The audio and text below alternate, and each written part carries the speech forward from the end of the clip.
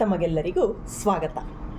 ನಾನು ಈ ದಿನ ವೃತ್ತ ಮತ್ತು ವೃತ್ತಕ್ಕೆ ಸಂಬಂಧಿಸಿದ ಪದಗಳ ಬಗ್ಗೆ ಈ ಒಂದು ಮಾದರಿಯನ್ನು ಉಪಯೋಗಿಸಿ ವಿವರಿಸ್ತಾ ಹೋಗ್ತೇನೆ. ನೋಡಿ, ಈ ರೀತಿ ವೃತ್ತಾಕಾರದ ಒಂದು ಹಲಗೆಗೆ ಒಂದು ಸ್ಥಿರ ಬಿಂದು, ಮಧ್ಯದಲ್ಲಿ ಒಂದು ಮೊಳೆಯನ್ನು ಹೊಡೆದಿದ್ದೇನೆ. ಹಾಗೆ ಸಮ ಅಂತರದಲ್ಲಿ ಸುಮಾರು ಒಂದಷ್ಟು ಮೊಳೆಗಳನ್ನು ನಿಲ್ಲಿಸಿದ್ದೇನೆ. ಸೊ ಇದು ನಮಗೆ ಏನನ್ನು ತೋರಿಸುತ್ತೆ ಅಂತಂದರೆ, ನೋಡಿದ ತಕ್ಷಣ ಹೇಳ್ಬೋದು ಇದು ವೃತ್ತ ಎಂದು. ಸೊ ಇದನ್ನು ಜಿಯೋ ಬೋರ್ಡ್ ಅಂತೀವಿ. ಮಕ್ಕಳಿಗೆ ಇದನ್ನು ಉಪಯೋಗಿಸಿ ವೃತ್ತ ಮತ್ತು ವೃತ್ತಕ್ಕೆ ಸಂಬಂಧಿಸಿದ ಪದಗಳ ಬಗ್ಗೆ ವಿವರಿಸಿದ್ರೆ ತುಂಬ ಸುಲಭವಾಗಿ ಅರ್ಥ ಮಾಡ್ಕೋತಾರೆ. ಹಾಗಾದರೆ ಬನ್ನಿ ನೋಡೋಣ. ವೃತ್ತ ಎಂದರೇನು? ನಾವು ಹೇಳ್ತೇವೆ, ಒಂದು ಸಮತಲದ ಮೇಲೆ ಸ್ಥಿರ ಬಿಂದುವಿನಿಂದ ಸಮ ಅಂತರದಲ್ಲಿರ್ತಕ್ಕಂತಹ ಎಲ್ಲ ಬಿಂದುಗಳ ಸಮೂಹವನ್ನು ವೃತ್ತ ಎನ್ನಬಹುದು. ಅಥವಾ ಒಂದು ಸ್ಥಿರ ಬಿಂದುವಿನಿಂದ ಸಮಾನ ಅಂತರದಲ್ಲಿ ಇರ್ತಕ್ಕಂತಹ ಒಂದು ಬಿಂದು ಚಲಿಸ್ತಕ್ಕಂತಹ ಪಥವೇ ವೃತ್ತ ಎಂದು ಹೇಳಬಹುದು. ಹಾಗಾದರೆ ಈ ಒಂದು ಸ್ಥಿರ ಬಿಂದುವನ್ನು ನಾವು ಕೇಂದ್ರ ಬಿಂದು, ವೃತ್ತದ ಕೇಂದ್ರ ಬಿಂದು ಎಂದು ಕರೆಯುತ್ತೇವೆ. ಹಾಗೆ ಈ ಏನು ಸಮ ಅಂತರದಲ್ಲಿರ್ತಕ್ಕಂತಹ ಈ ಎಲ್ಲ ಬಿಂದುಗಳ ಪಥವನ್ನು ನಾವು ರೇಖೆಯ ಮುಖಾಂತರ ಸೇರಿಸಿದಾಗ ಉಂಟಾಗ್ತಕ್ಕಂಥದ್ದೇ ಈ ವೃತ್ತವನ್ನು ಆವರಿಸಿರುವ ಆವೃತ ರೇಖೆ. ಇದನ್ನು ನಾವು ಪರಿಧಿ ಎಂದು ಕರೆಯುತ್ತೇವೆ. ಹಾಗಾದರೆ ಪರಿಧಿ ಅಂದರೆ ಗೊತ್ತಾಯಿತು, ವೃತ್ತದ ಕೇಂದ್ರ ಬಿಂದು ಗೊತ್ತಾಯಿತು.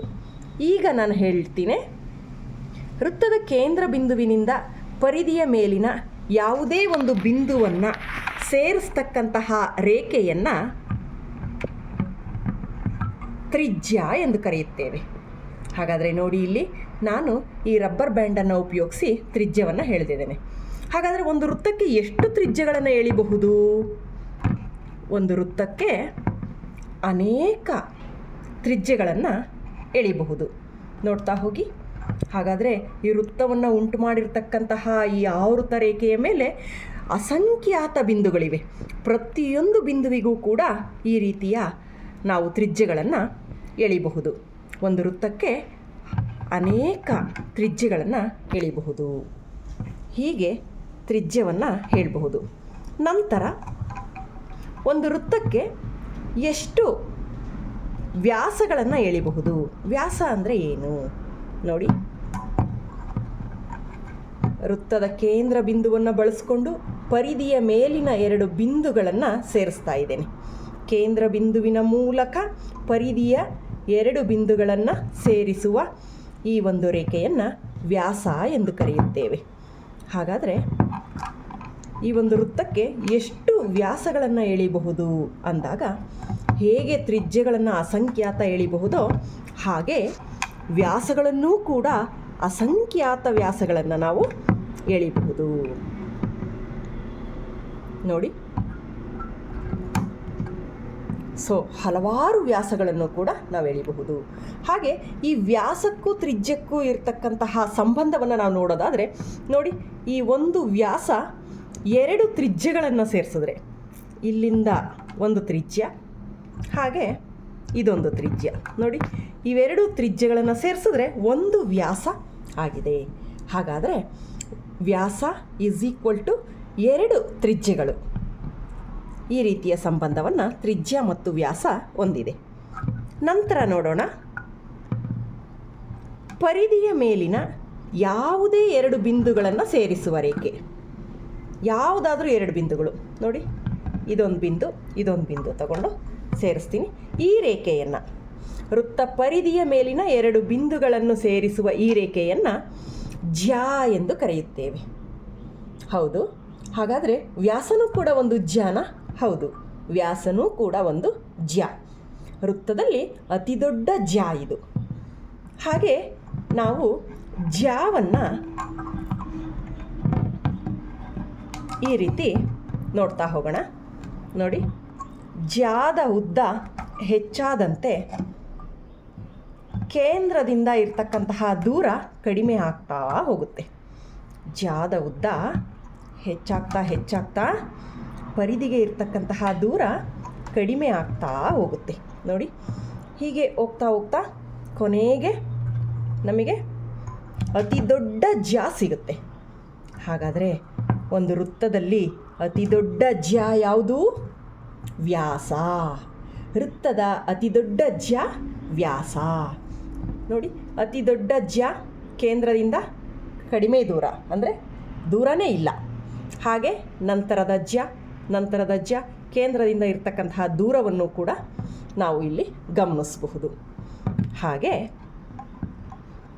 ನಾವು ಇನ್ನೇನನ್ನು ನೋಡಬಹುದು ವೃತ್ತಕ್ಕೆ ಸಂಬಂಧಿಸಿದ ಪದಗಳಲ್ಲಿ ಅಂತ ಅಂದರೆ, ಈ ಏನು ವೃತ್ತವನ್ನು ಉಂಟು ಮಾಡಿದೆ ಈ ಆವೃತ್ತ ರೇಖೆಯನ್ನು ನಾವು ಪರಿಧಿ ಅಂತ ಕರಿತೀವಿ. ಈ ಪರಿಧಿಯ ಮೇಲೆ ಇಷ್ಟು ಪರಿಧಿ, ಇದನ್ನು ಓಕೆ, ಇದು ಕಂಸ. ಪರಿಧಿಯ ಒಂದು ಭಾಗವೇ ಕಂಸ ಅಂತ ಹೇಳಬಹುದು. ಹಾಗೆ ಈ ಪರಿಧಿಯ ಮೇಲಿನ 2 ಬಿಂದುಗಳನ್ನು ಸೇರಿಸುವ ಈ ರೇಖೆ ಮತ್ತು ಕಂಸ, ಇದರಿಂದ ಉಂಟಾಗಿರ್ತಕ್ಕಂತಹ ವೃತ್ತದ ಈ ಭಾಗವನ್ನು ವೃತ್ತಖಂಡ ಎಂದು ಕರೆಯುತ್ತೇವೆ. ಸೊ ಇದು ಒಂದು ಲಘು ವೃತ್ತಖಂಡ.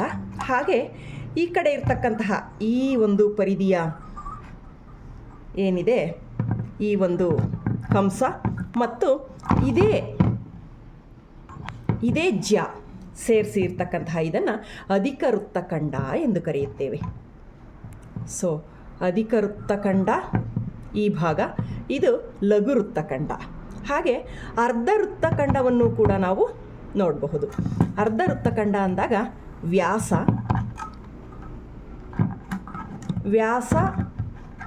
ಮತ್ತು ಅರ್ಧ ಕಂಸ, ವ್ಯಾಸ ಮತ್ತು ಅರ್ಧ ಕಂಸದಿಂದ ಆವೃತವಾದ ಈ ಒಂದು ವೃತ್ತದ ಭಾಗವನ್ನು ಅರ್ಧ ವೃತ್ತಖಂಡ ಅಥವಾ ಅರ್ಧ ವೃತ್ತ ಎಂದು ಕೂಡ ಹೇಳಬಹುದು. ಹಾಗೆ ಈಗ ಲಘು ವೃತ್ತಖಂಡ ಆಯಿತು, ಅರ್ಧ ವೃತ್ತಖಂಡ ಆಯಿತು. ಈ ಲಘು ವೃತ್ತಖಂಡದಿಂದ ಈ ಕಡೆ ನೋಡಿದಾಗ ಇದು ಅಧಿಕ ವೃತ್ತಖಂಡ ಆಯಿತು. ಹಾಗೆ ತ್ರಿಜ್ಯಾಂತರ ಖಂಡವನ್ನು ಕೂಡ ನಾವು ನೋಡಬಹುದು. ತ್ರಿಜ್ಯಾಂತರ ಖಂಡ ಅಂದಾಗ 2 ತ್ರಿಜ್ಯಗಳು, ಆ 2 ತ್ರಿಜ್ಯಗಳನ್ನೊಳಗೊಂಡ ಕಂಸ. ಸೊ 2 ತ್ರಿಜ್ಯಗಳು ಮತ್ತು ಈ 2 ತ್ರಿಜ್ಯಗಳನ್ನೊಳಗೊಂಡ ಈ ಕಂಸದಿಂದ ಆವೃತವಾದ ವೃತ್ತದ ಈ ಭಾಗವನ್ನು ತ್ರಿಜ್ಯಾಂತರ ಖಂಡ ಎಂದು ಕರೆಯುತ್ತೇವೆ. ಹೀಗೆ ನಾವು ವೃತ್ತ ಮತ್ತು ವೃತ್ತಕ್ಕೆ ಸಂಬಂಧಿಸಿದ ಪದಗಳನ್ನು ಈ ಒಂದು ಜಿಯೋ ಬೋರ್ಡನ್ನು ಬಳಸಿಕೊಂಡು ರಬ್ಬರ್ ಬ್ಯಾಂಡ್ಗಳ ಸಹಾಯದಿಂದ ಎಲ್ಲ ಪದಗಳನ್ನು ವಿವರಿಸಬಹುದು. ಈ ರೀತಿ ಮಕ್ಕಳಿಗೆ ತೋರಿಸೋದ್ರಿಂದ ಮಕ್ಕಳು ಸುಲಭವಾಗಿ ಅರ್ಥ ಮಾಡ್ಕೋತಾರೆ. ಧನ್ಯವಾದಗಳು.